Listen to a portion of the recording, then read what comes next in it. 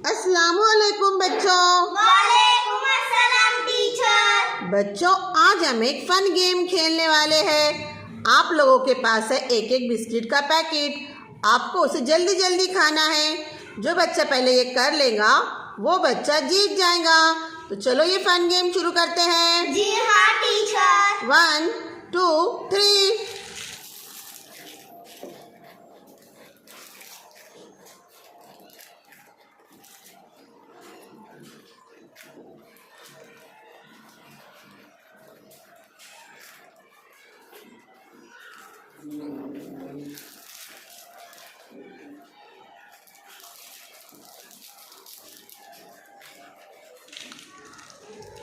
Very good Almas. Almas ने पहले पूरी बिस्किट खा ली, इसलिए अलमास जीत जाती है। यस।